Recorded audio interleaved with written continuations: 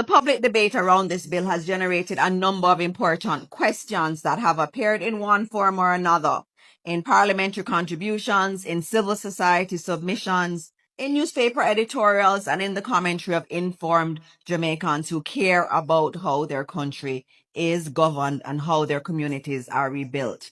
And so, Mr. President, today I'll be answering some of the questions that I've been hearing on radio, on television, on social media.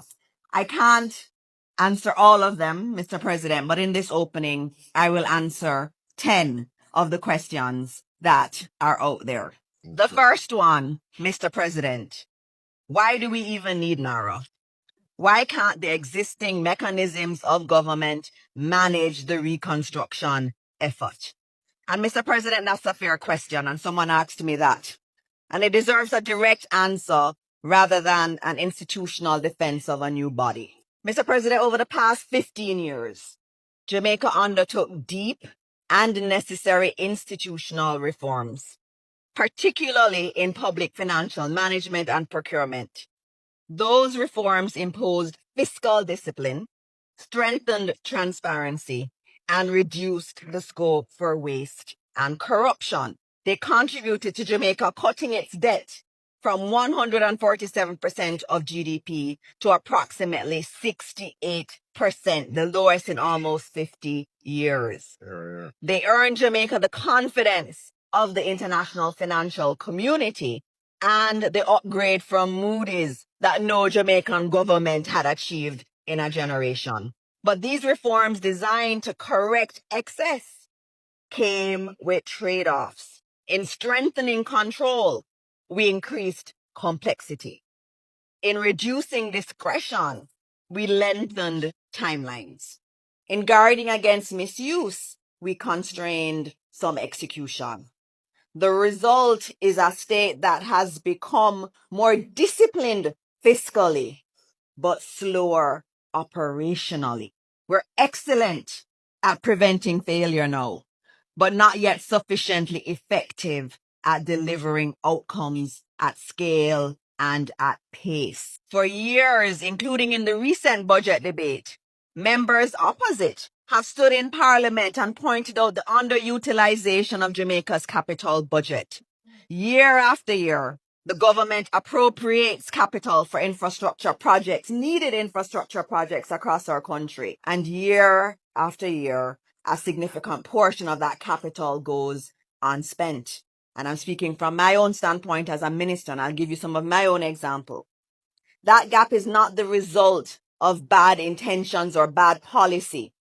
It is the result of a system that was not designed to deliver capital projects at pace. The procurement requirements, the interagency approvals, the fragmentation of responsibility across multiple ministries and agencies, the absence of a single coordinating authority are the structural features of the existing framework that has produced consistent underperformance in capital budget execution.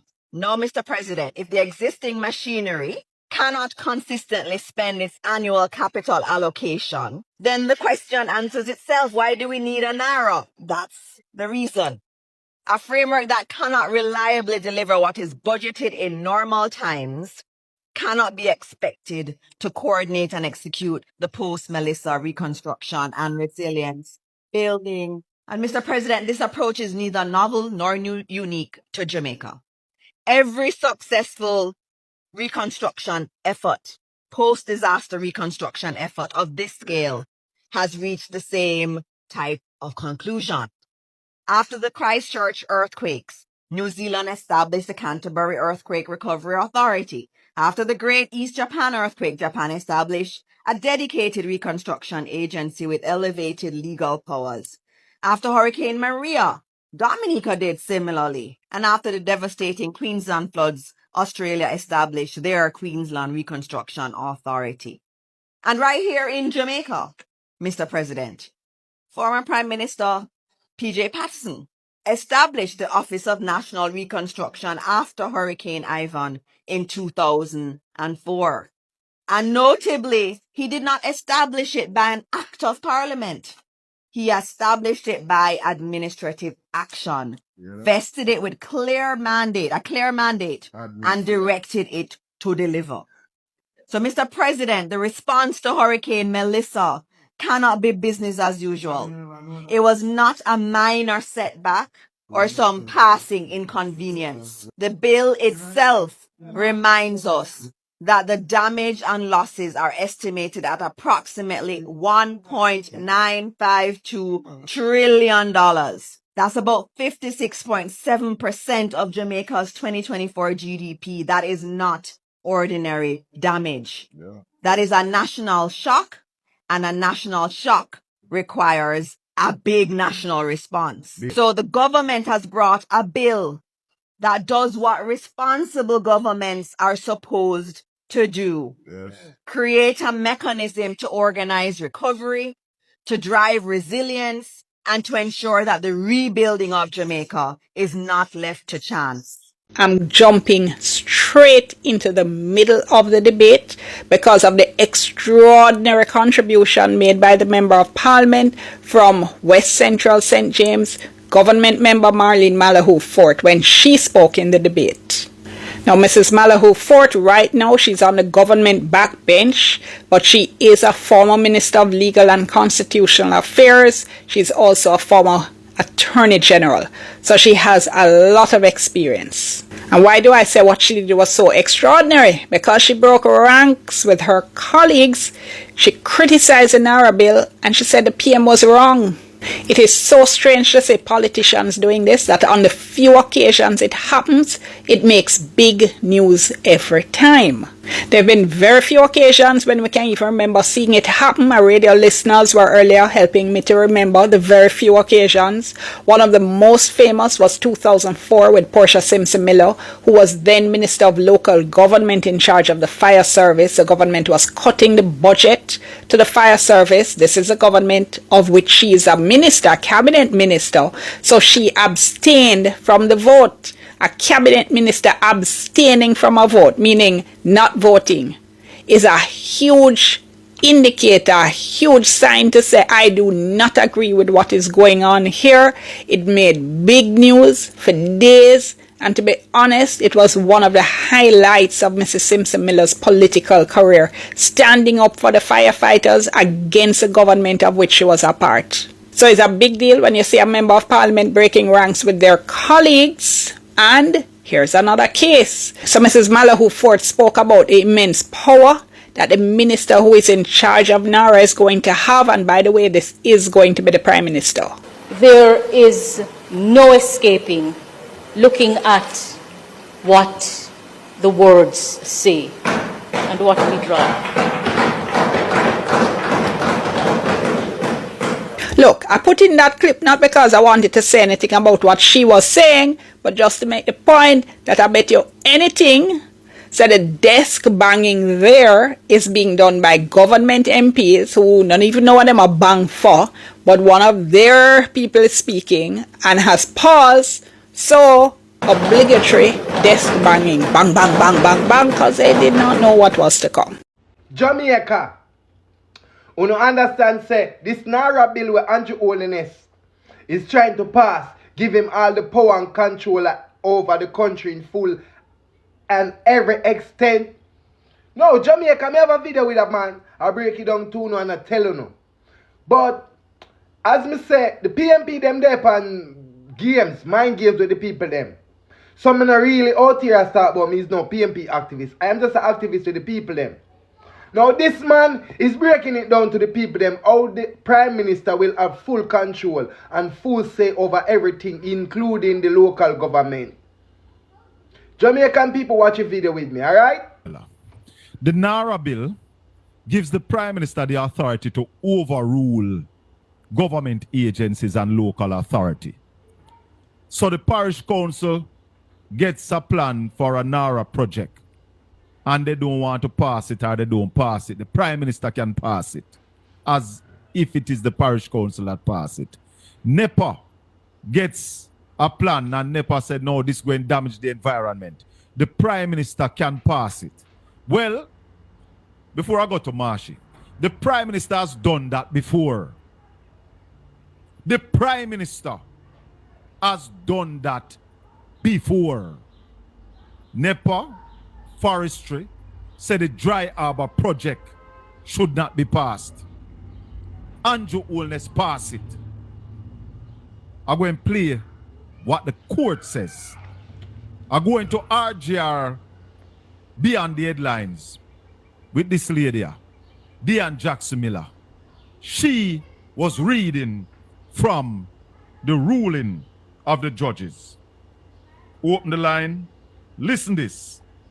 Additional reactions to the Constitutional Court's ruling for the Bengal mining lease. And it's a 94-page judgment. It's a very, very thorough judgment. And the court, during the judgment, points to the regulatory authority, that's the Natural Resources Conservation Authority, is having refused the application for the permit. The authority expressly stated that the proposed development should not be approved and identified likely harm to natural resources and public health. They made reference to what they call the trenchant objection from the Forestry Department, identifying irreplaceable loss of dry limestone forests, failure of post-quarry reforestation efforts at other sites, and the importance of the forest, including oxygen production, water filtration, and so on. And then they go down, they say a little later on, and I want to read this because this is really important. They speak about the minister's treatment of the environmental evidence. And of course, this is the minister of what was then economic growth and job creation, now economic growth and infrastructure development, which is the prime minister. It said, and it speaks of his treatment of the environmental evidence. It says the concerns before him were considerable and wide-ranging.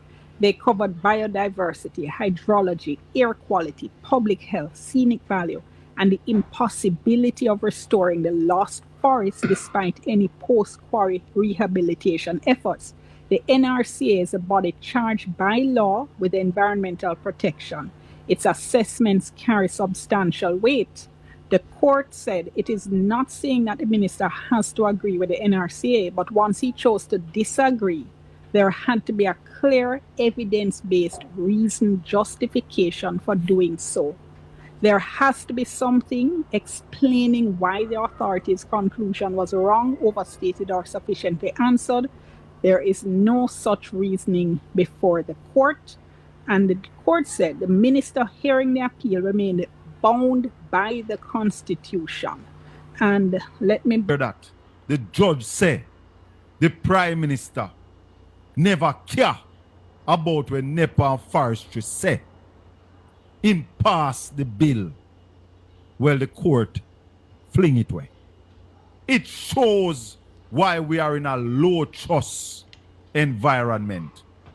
And we don't trust Prime Minister Andrew Michael Radam Brogard Holness.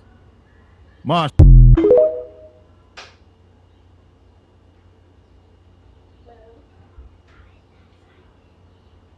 Sir Jackfruit Nose. So, this is why you want to turn Jamaica in a Republican country or state or whichever one them want put it in.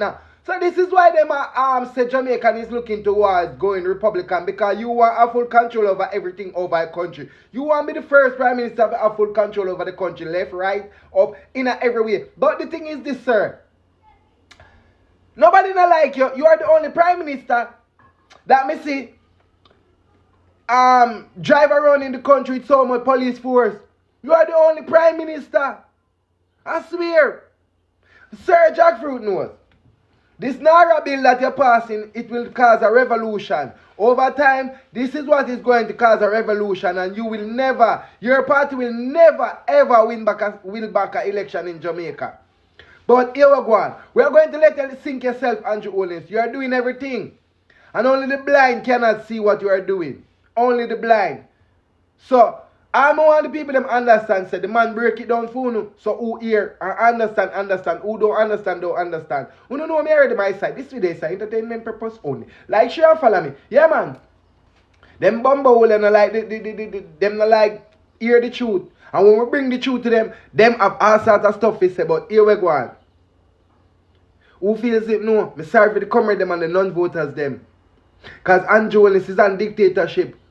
And in every way, every farmer shape him trying to show us that he's on dictatorship.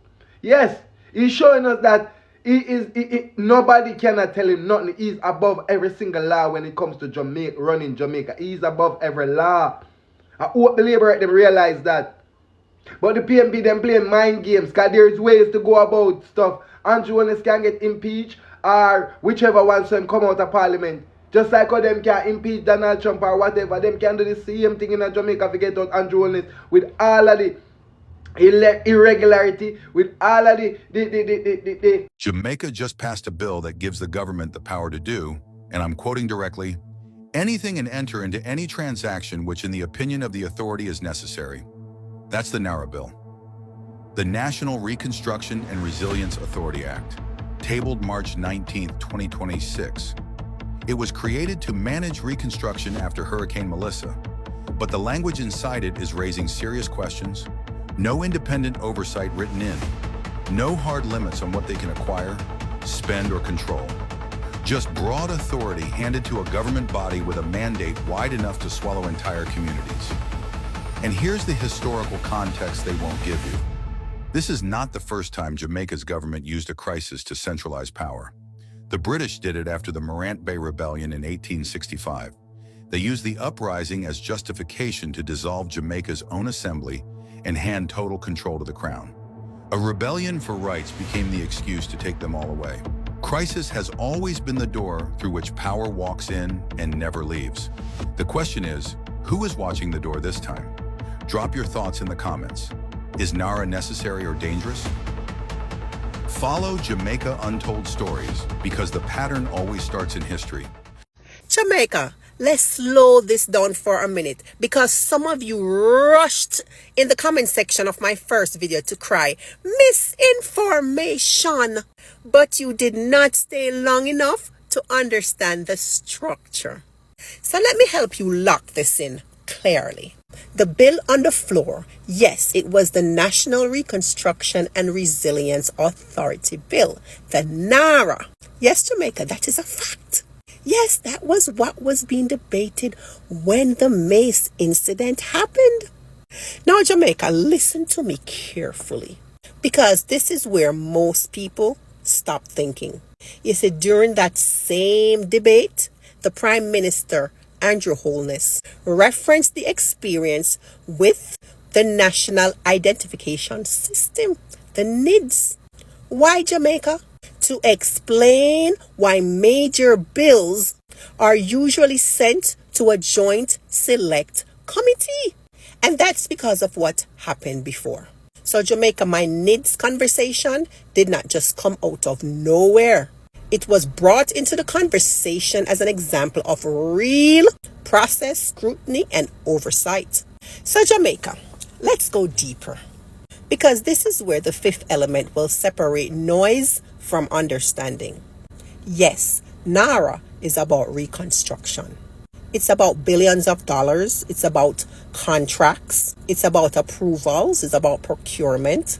It's about who controls rebuilding after Hurricane Melissa. And NERA/NIDS is about identity. It's about your data, your verification, and how the system recognizes you. You say different laws, you say different functions. But here is the connection nobody is explaining properly. One system defines who you are inside the system, and the other defines how the system is built around you. Jamaica, one is identity and one is implementation.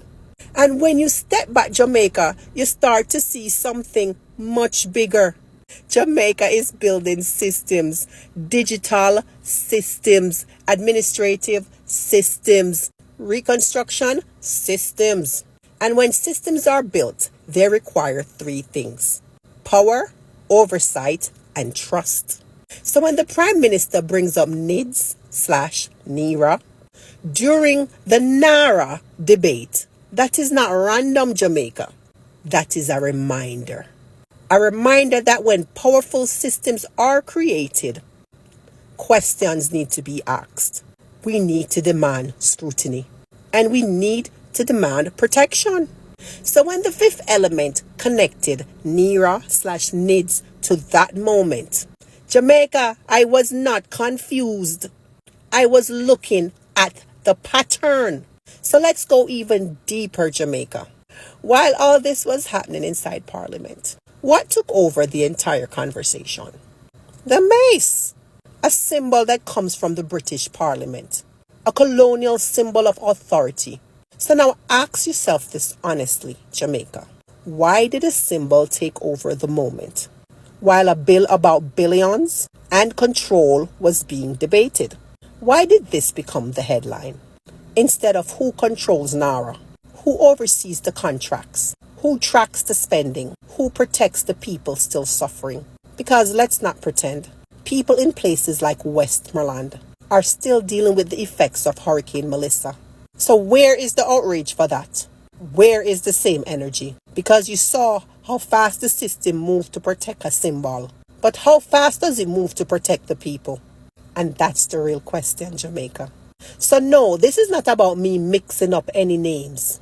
This is about you understanding structure. NARA is reconstruction power. NERA is identity power. Different systems, you say? Same responsibility. Oversight, transparency, trust. So don't get distracted trying to correct my label, and in the process miss the blueprint. Because once you understand the blueprint, Jamaica, you will start asking better questions. And right now, Jamaica needs better questions.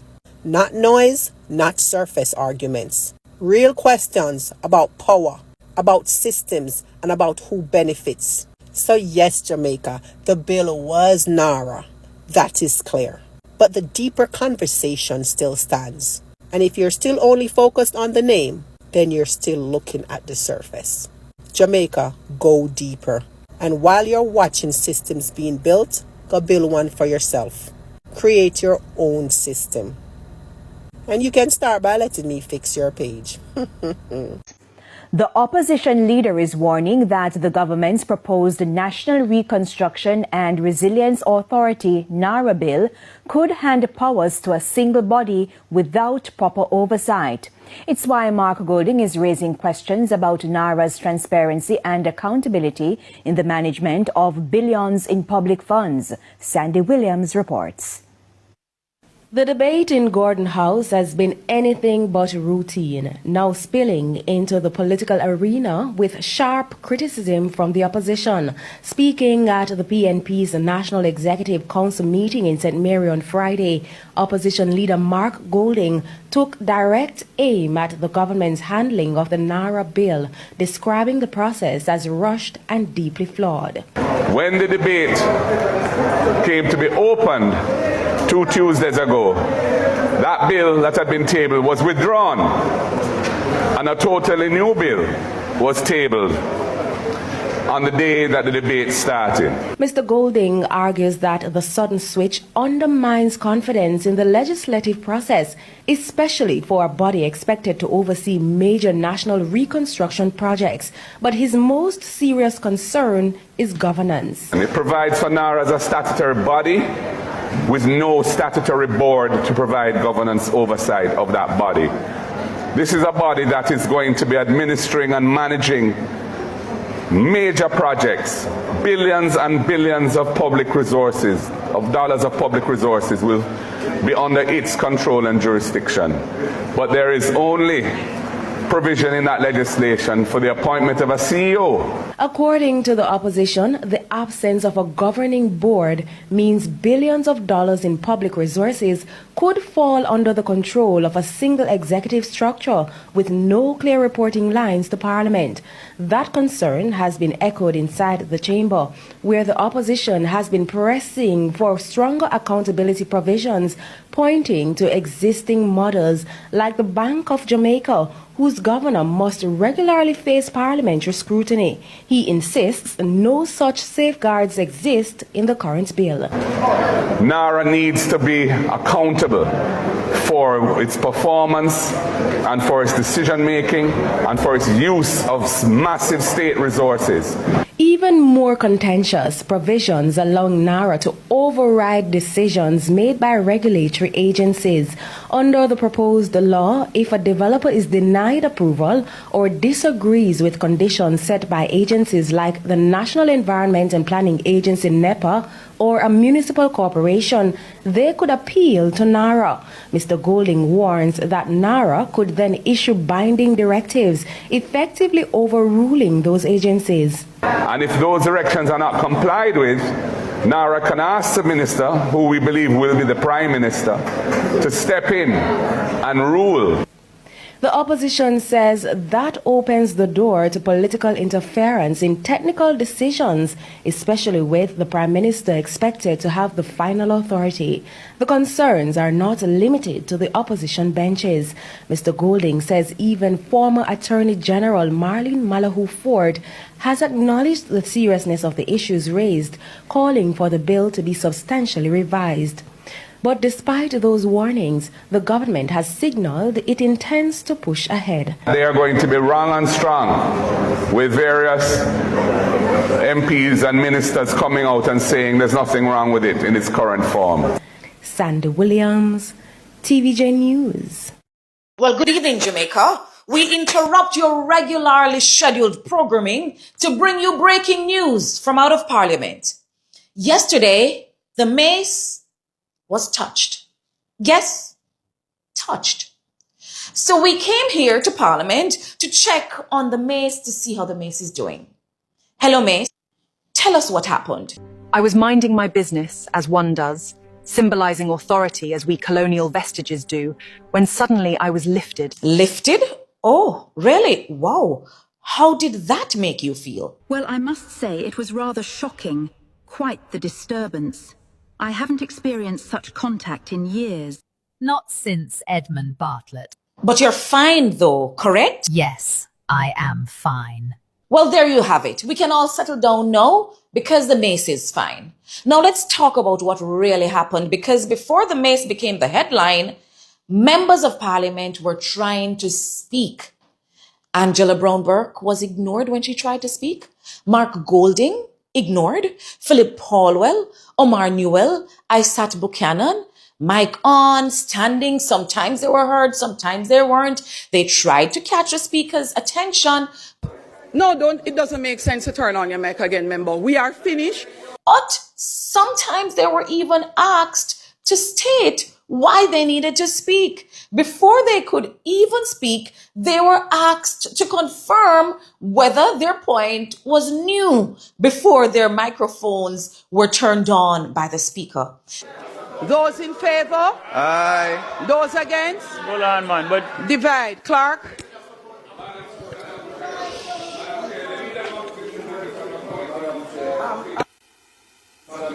Please carry.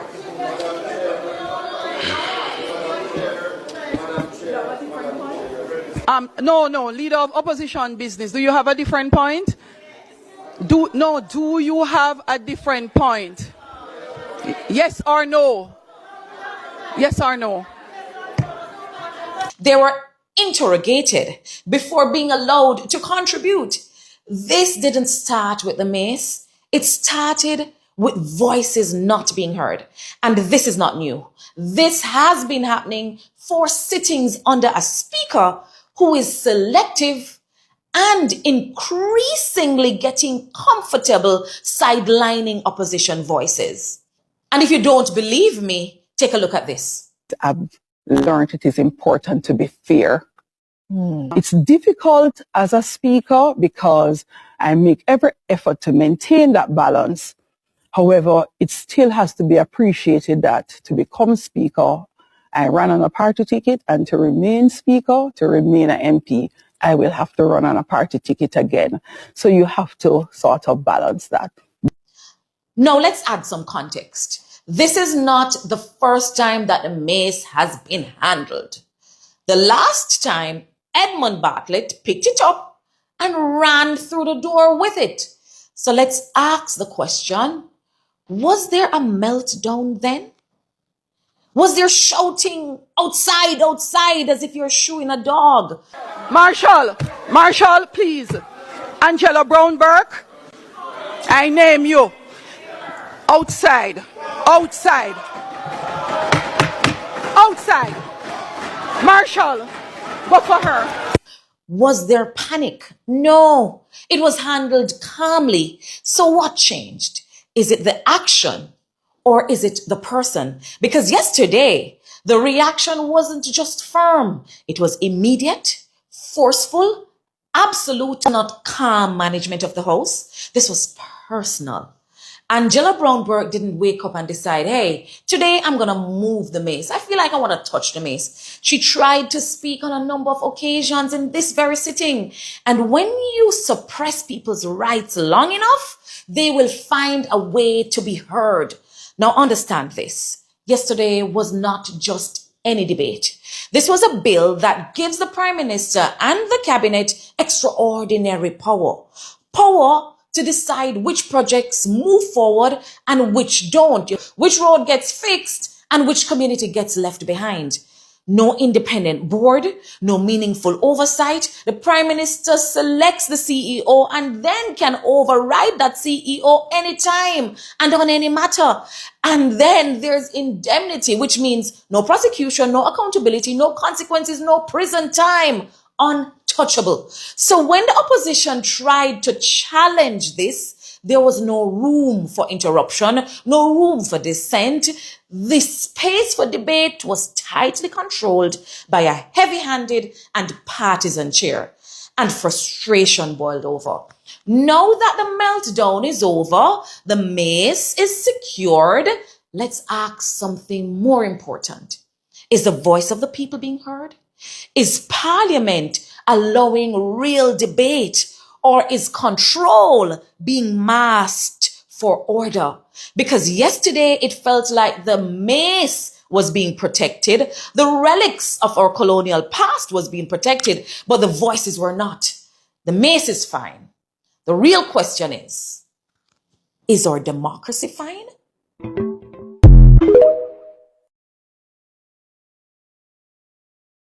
Wants to change their vote. Up until the time that we have tallied and announced the tally, they are at liberty to do so. So whatever the member voted, the member is able to change her vote if she so choose. Not in the chamber, Member Daly. Tally, please.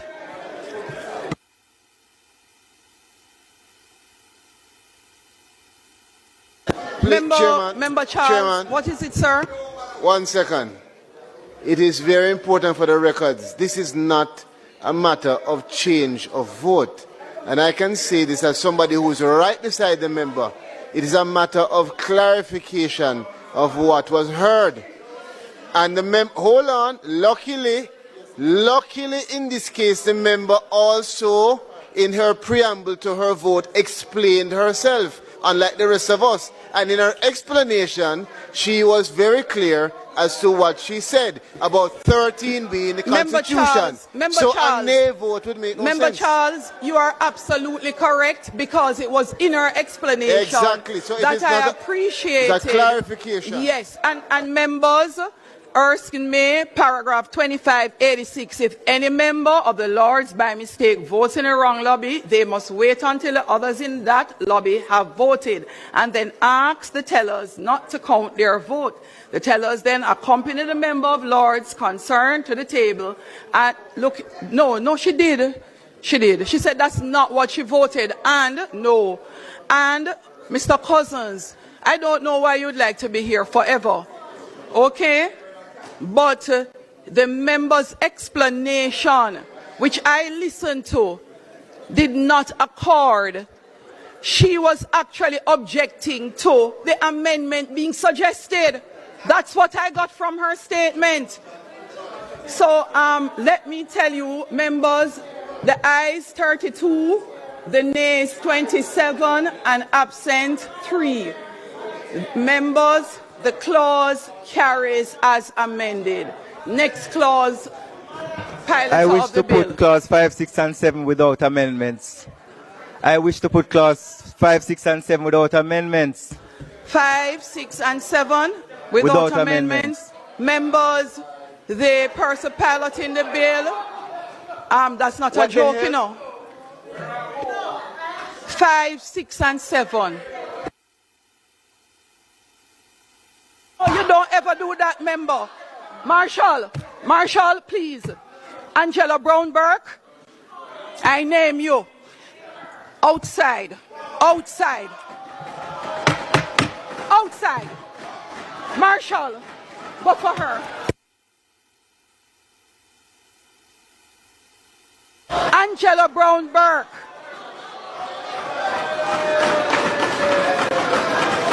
Members, I name Angela Brown-Burke and ask that she be removed from the chamber.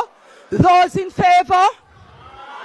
Those against? The ayes have it. Member outside.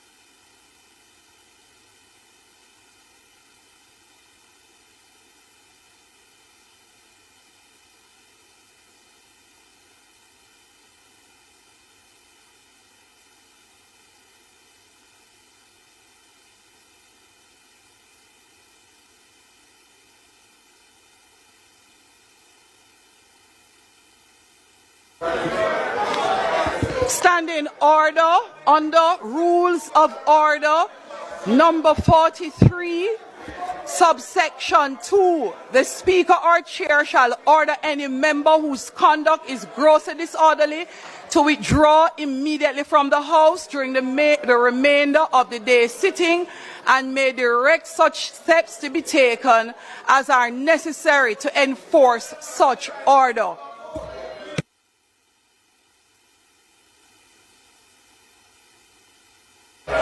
Member Angela Brown-Burke, member.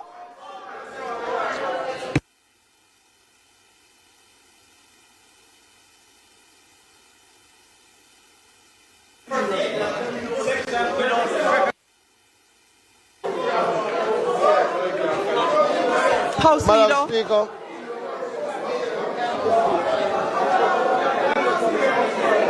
Madam Speaker,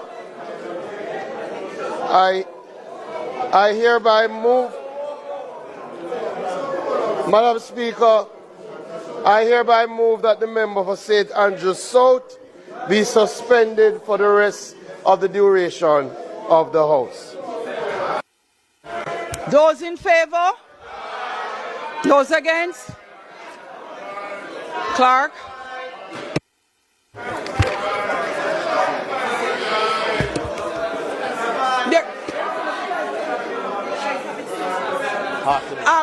Members.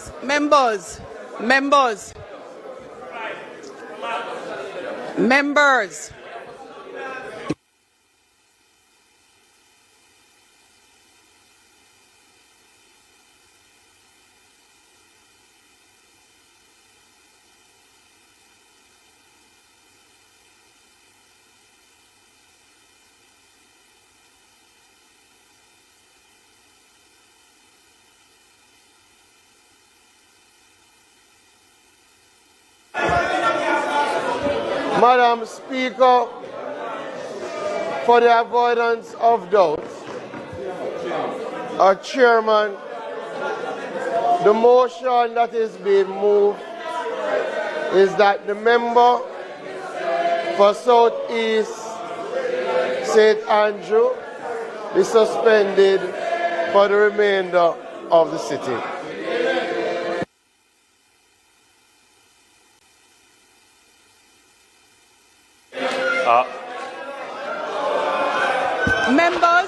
Members. Madam. Member, Marshall, could you please remove Madam the member Chairman. immediately? Immediately remove the member. You are instructed to please immediately remove the member from the House. Madam Chairman, we were proceeding quite effectively in going through the clauses of the bill. I think what we are witnessing now is a display which, when we reflect on this in years to come, it will not be amongst our best. And I think the order of the House and dignity of the House must be preserved. And I would invite all members to join in preserving that dignity of the House. You are the members.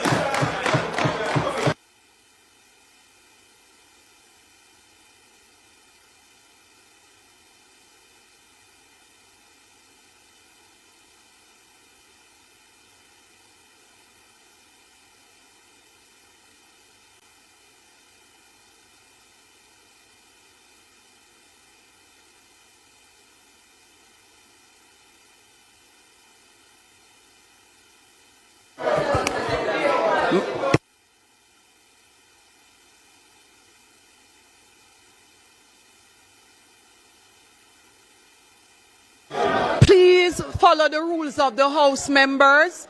And yes, if a member behaves out of order, the standing orders allow for the naming of said member. The rules of the House are serious and we should not take them for joke.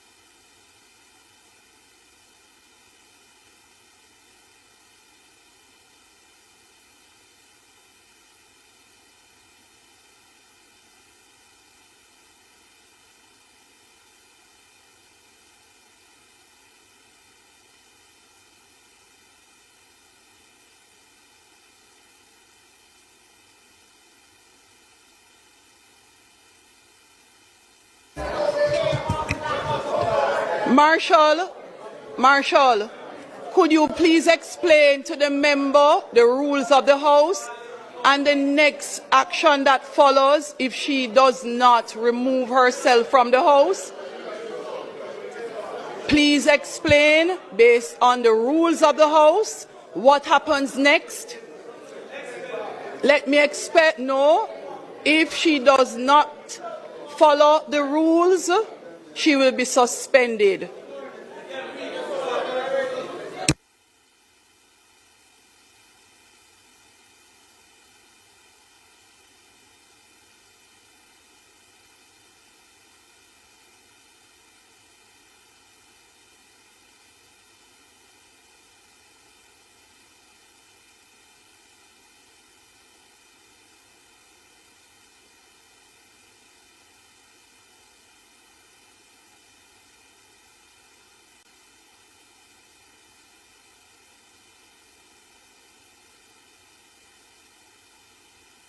Members, I am suspending the committee and resuming the House. Marshall, could you lift the mace, please? Suspending committee.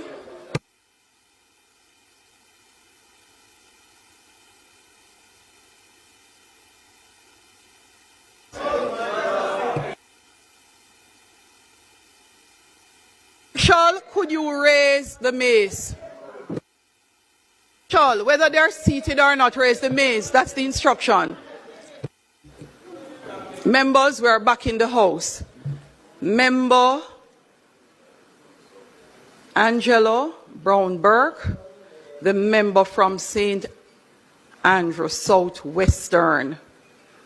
I am asking that you appreciate that you have been named by the chair in committee and you are named by the Speaker of the House for disorderly conduct.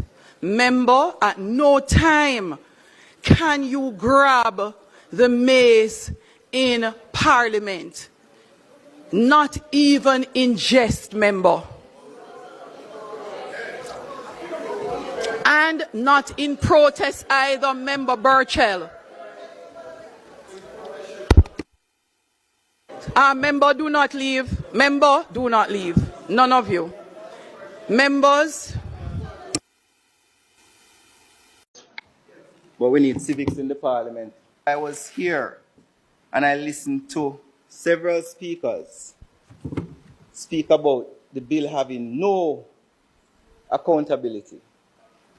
I was a bit challenged because there are some of them who have been here longer than I, who sat in this house and voted on accountability bills and amendments to hold us and governments accountable, are now saying that those same laws that they voted on and passed do not apply to NARA. If you agree with them, then the Integrity Commission Act does not apply to NARA. The Corruption Prevention Act does not apply to NARA. MOCA, FID, does not apply to NARA because according to them, there is no accountability. Madam Speaker, Jamaica should be proud of its accountability framework and infrastructure.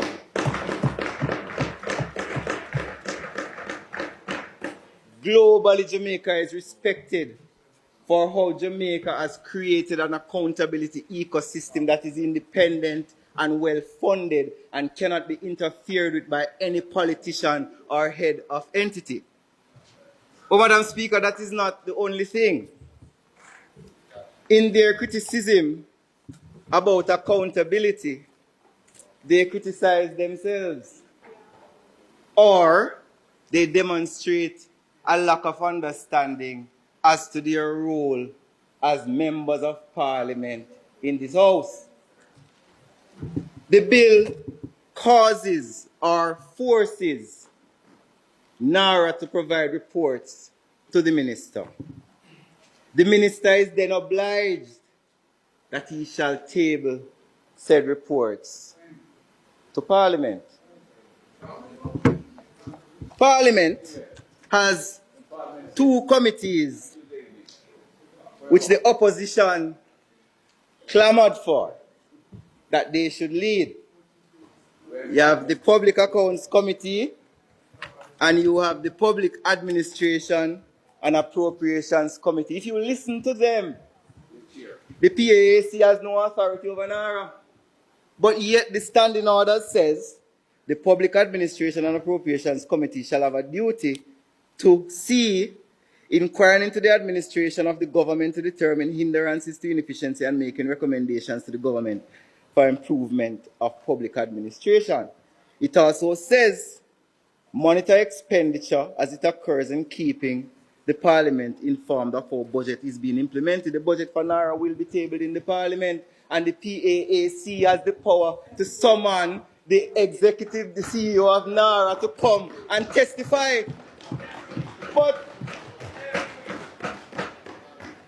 I am saying to MP, Minister of State in Education, that there has been calls for civics in schools, but we need civics in the Parliament because some of our colleagues are unaware of their role and function in holding state institutions accountable. Jamaica, Jamaican.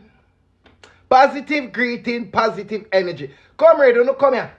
I like comrade, them want come here 1 minute. First thing first, may have to say big up your nice clean self, Mrs. Angela Berg. Yeah, man. Me have to big up my comrade. Big up your nice clean self, comrade. Cause you know why me have over here bigging her up? Yes, man. Only not realizing and Jamaican people, me understand so the labor right them come like them fully goes down by Andrew Onless and them blind. Me no know. They come like them under one everywhere name there. So when Marky G first come out and attack and defend the constitutional rights, the democracy, everything that is right for the Jamaican people, them point and them try pick and find small being in me minus little small stuff for judge and try for make Marky G look like he's like Andrew Holiness. No, Angela Burke, me hear Juliet Holiness, I deal with you like you're a puppy. Get out! No, Jamaican people. Is this acceptable? Miss Angela Burke, ma'am, me have to tell the people them now. You know, so them can't me liberate them dance and them can't read. So enough all the time when you attack and you try to give them the message, them not really understand and them so politics minded, them not gonna get the message. So whenever we as PNP activists and UNO as PNP MP telling the whole Jamaica and the wider world, the labor right there will be ignorant and very cross and angry like Bounty Killer, even though Bounty Killer is, me don't know him our. But they will be cross and angry like Killer. Yeah. Yeah. So, Miss Angela Burke, me can say mama big up your nice clean self and whole heap of love and respect for fighting for us. Yes. For standing up for us. Because these labor right do not understand what it means to have people who care about road, light, water, and the poorer class of people them. Where Andrew Holiness a drive tax pan. Where him a pressure non-stop. Yeah. No. Me see a video with Frontline Boss a beat Andrew Holiness. Hey, Frontline Boss, me a big you up. Big up your damn self to Frontline Boss. Big up yourself, youth. Yeah, general. Big up yourself, youth. Yeah, do it. Yeah. But Angela Burke, me come out and a bigger up cause me bumbo clad. The labor right, the dirty drunken labor right, them now get the message and the message them. Me no know what happen. You come like say, children can't read. Miss Angela Burke, when you put out the message, put it in a voice note for the labor right them so them can't hear it. Cause when you put it in a text message, them cannot read so them don't understand. Them like to listen and learn. They don't like to read and learn. They like to listen and learn. Alright? But I don't know me already my side. This video is for entertainment purpose only. PNP alone a stand up for bumbuckler poor people in our real life. Yeah. Poor people. And then when me out as an activist, we are different thing now. Me notice the Jamaican people them after pretty up them video. Me notice every Jamaican video when me notice the video them when me I watch coming from the people them in Jamaica. They got to be careful how they are saying stuff. Yes! They have to filter how they are saying stuff. Jamaica, freedom of speech not exist down there again. Me know, you know. Because if freedom of speech not exist or, implement or, them. Listen, me know what a forward for activists like me. If no freedom of speech not there Jamaica, me know what is over there for me. So until PNP in power, by Jamaica, I'll see you until PNP in power. Yes, because if a Ross liberate them in a power, hey, we have to get them out of power, you know, people. By the hook or the cook, we have to get these blood-clad liberate out of power. One Juliet Holiness. Hey, you know what? This video is an entertainment purpose only. Like, share, and follow me. And that is with complete focus on this project and bringing in experts in procurement and otherwise, just to be abundantly clear. Mr. Speaker, the water storage infrastructure that serves Jamaica today was largely built more than a generation ago. It has served us well, but time and population growth have outpaced it. Our population has expanded, our weather patterns have shifted, and what was adequate then is simply not adequate now. The government, through the NWC, will prioritize investments aimed at improving water storage capacity and system resilience. Central to this effort is a proposed upgrade of the Hermitage Dam. In other words, it's almost as if some people will even suggest it look like Marlene Mallow who for jump the fence and want to become PNP. So it shows how simplistic our thinking have become. How dunce all of our Jamaicans have allowed themselves to have been reduced to that dunce level. Because if you oppose the government, you're PNP. We're not Jamaicans anymore now. We're either PNP or JLP. And if you're JLP, anything that come out of the mouth of Brogard, that a law, gospel. I like the verses in the Bible, right? We cannot operate like that as a country. And so, you know, me have to big up Marley Mallow for it, who was never a politician that, you know, got my attention.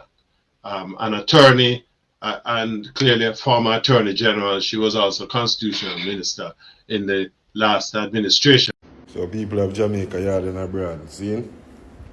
So officially them passed the Naira bill, you see me? Yeah, the Naira bill was passed on April 29. That was my birthday, you see me?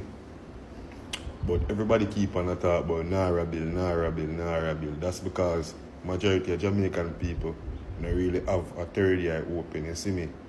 But one of the main reasons why the Naira bill was passed on the 29th of April, which was my birthday, was because, as me always telling you, a number and color in the world. And when time when I realized that, then we know what take place, you see me? So the Naira bill wasn't passed because whoever in them feelings are for accommodate nobody. It was passed because of the date. You see me? The date have a lot to do with why the Naira bill was passed, you see me? But in the future, we will elaborate more upon that, you see me? Yeah, but the Naira bill has officially been passed, you see?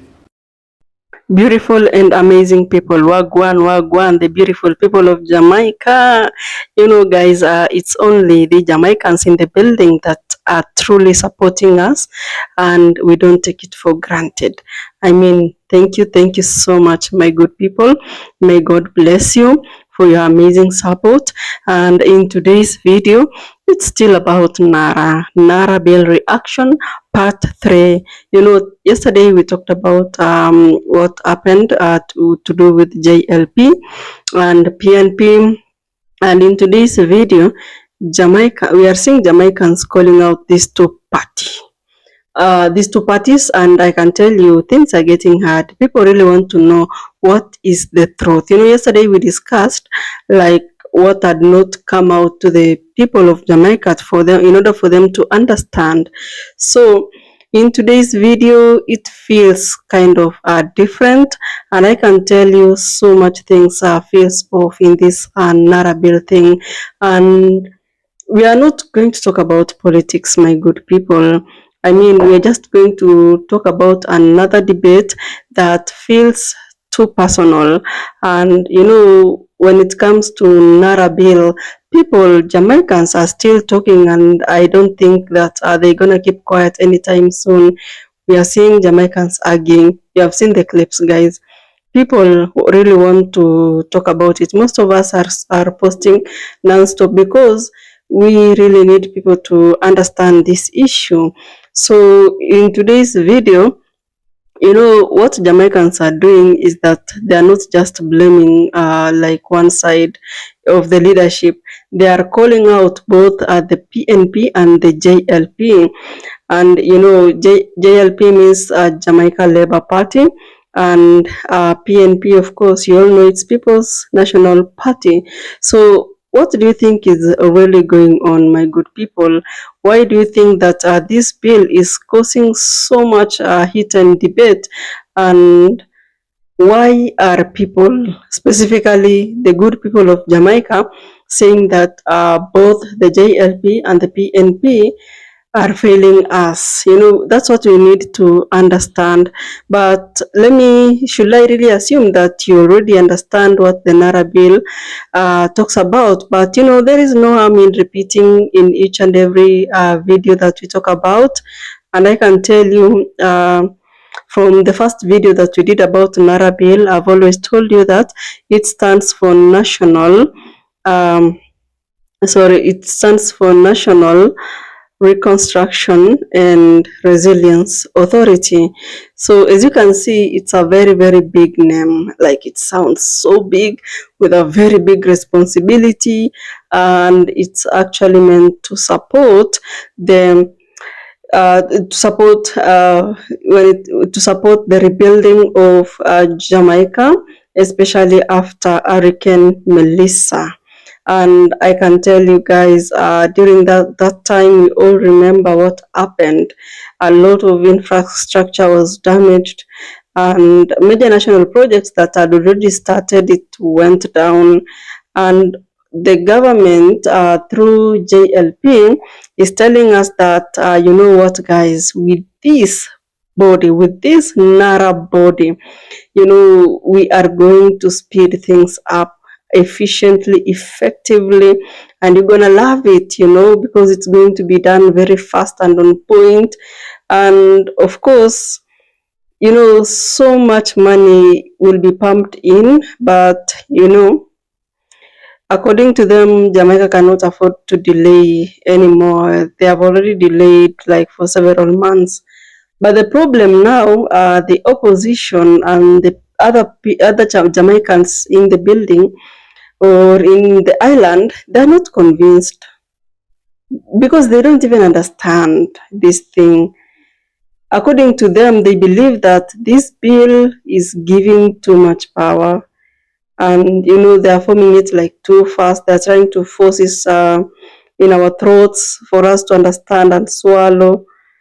And of course, you know, at the end of the day, few people are going to be in charge of it, right? And in this case, it's going to be tied closely to the Prime Minister, Andrew Holness. So we've seen oppositions talk, we've seen them argue, we've seen them trying to explain to us that, my good people, oversight will be like null and void, because how can you like hold accountable an independent body? Transparency again. Sorry guys, I received a call and I don't even know if it's going to disrupt my explanation or the story. I don't know if it's going to flow. So we're talking about the likes of the opposition leader Mark Golding, talking about lack of enough transparency, lack of accountability, and that things are going to get really messy. So remember the drama at the parliament, whereby things were not as calm as we expected, since you know these were adults and leaders talking and showing an example to the world. So I mean, you could see how things were intense, were chaotic, and you know, the sitting in itself was kind of a marathon, because it took hours and hours and hours of arguing at only one point, guys.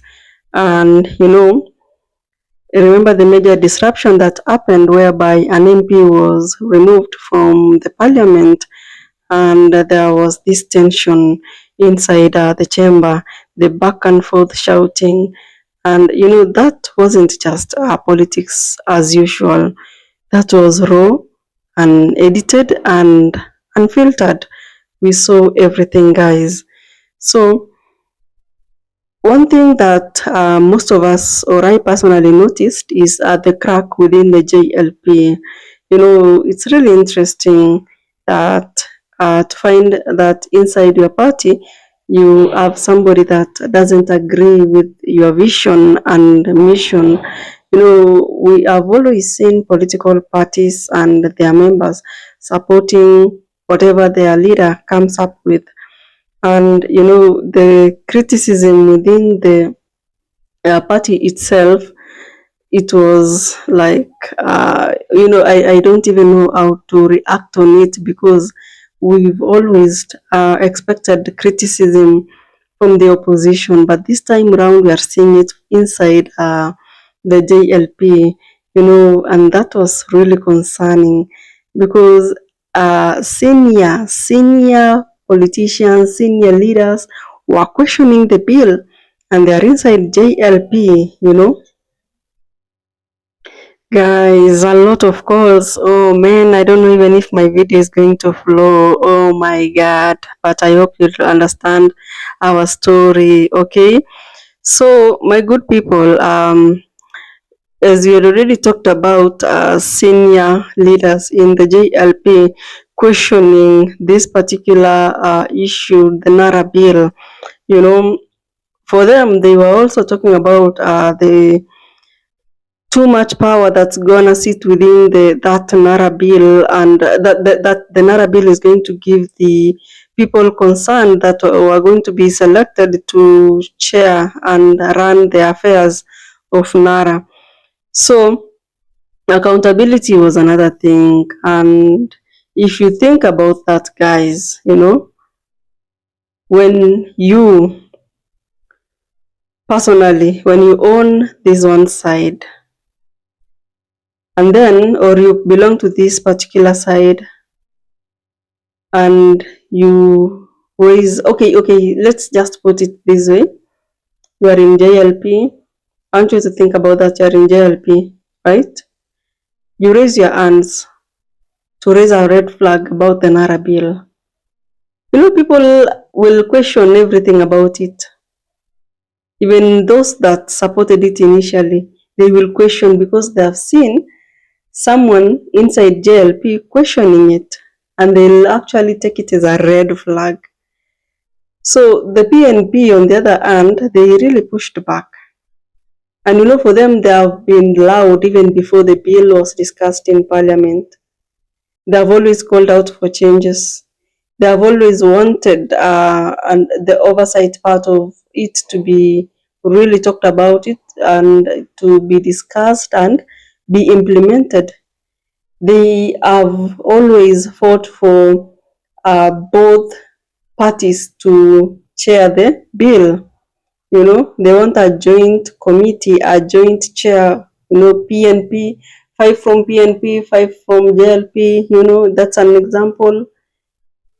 Because according to PNP, you know, this has a very huge gap. But Jamaicans, some of Jamaican people are not impressed, by the way. So the public or Jamaicans in the island are saying that, oh my God, we are not impressed with this thing. Because, you know, people are talking, by the way, Jamaicans are talking. They see as if JLP is pushing things like too much. And, you know, what PNP is doing is that it's not just complaining, it's actually raising pertinent issues. But the energy also is too much. You can see that there is too much frustrations, not that just too much, but because, you know, many of these people feel like this is not something new. It's like it's a pattern whereby the government has always come out to push for power, and then the opposition will react and nothing changes. You know, that's the feeling of the people. But if you want to really look at this deeply, you know, this is a very big issue, by the way, bigger even than the bill itself, because, you know, it's about our trust. Okay, do you think that it's a trust or a betrayal? In my first video, many of you believe that, you know, this NARA thing is just but a betrayal. But at the end of the day, Jamaicans are asking so many questions, and they really trust the system, and they trust their leaders with billions and billions of dollars, and they trust the oversight mechanism. You know, most of these people have had less delay, less accountability, a lot of less things, you know. But can they really trust the system? So there is this comparison with the New Zealand project that the government tried to talk about it so that they can actually make Jamaicans understand what they are trying to do. And they used New Zealand as an example whereby they talked about a certain model that worked there, and that was after a recovery. Remember, many developing countries actually use examples of other countries. For instance, in Kenya, they want to be like Singapore. So, and that is because back like 50 years ago, Singapore and Kenya was like they were on the same level economically, mortality rate, minimum wage, GDP per capita. We were all in the same category. But now, if you look at Singapore, it's something else. It's big. It has developed. Mortality rate has gone up. So now this government of the PNP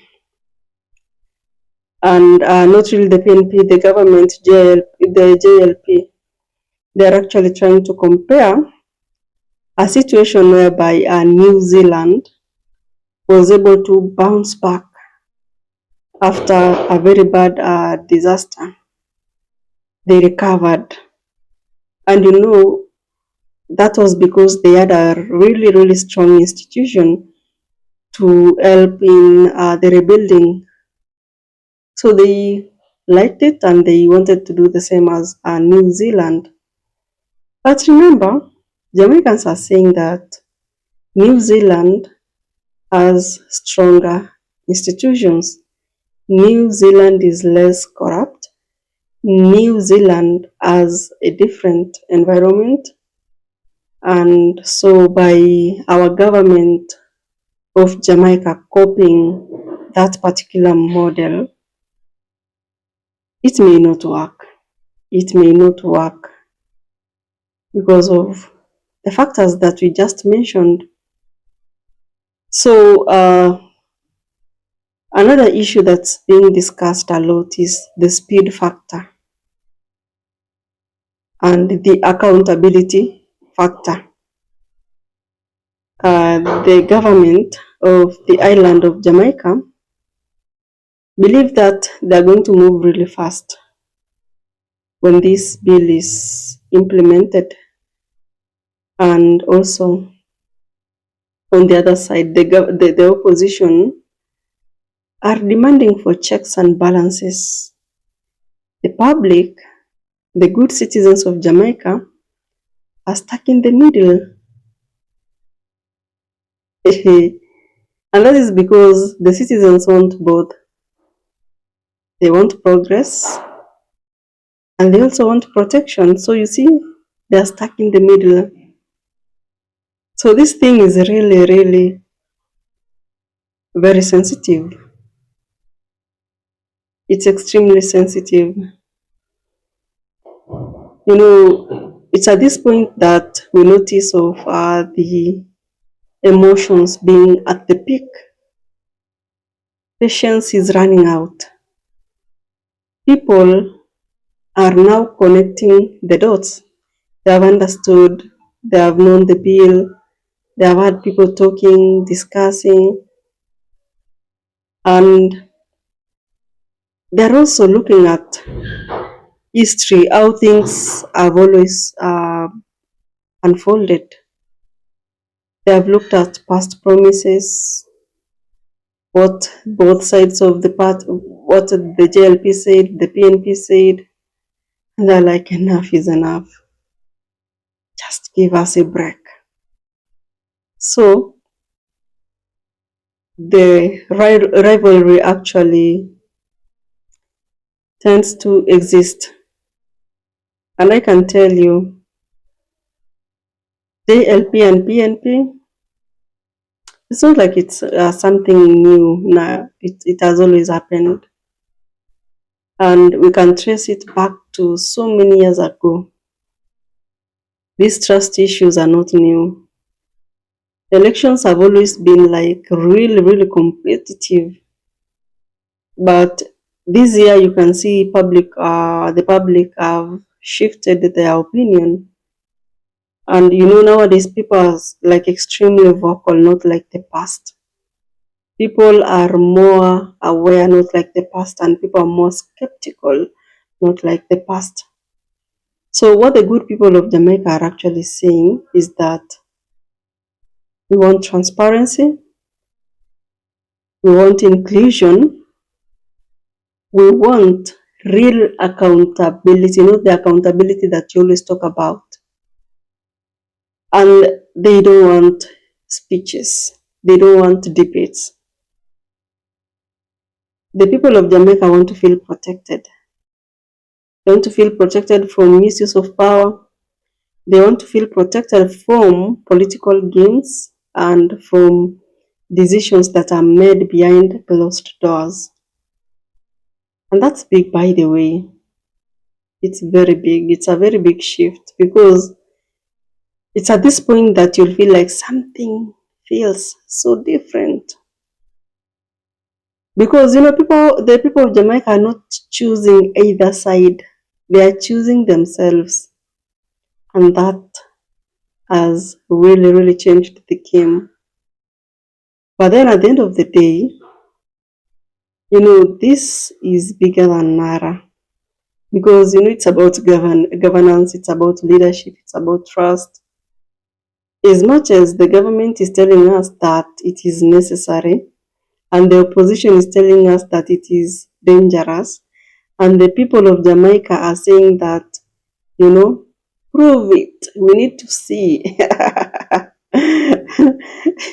Because, you know, right now they're just watching closely, but they are not convinced. Yeah, people are not convinced. Anyway, guys, do you think that Nara bill is needed? Do you really think? Tell me, kindly comment down below. I'll appreciate your engagement here. I'll see you in the next video, guys. I love you to the moon and back. See you tomorrow, same time.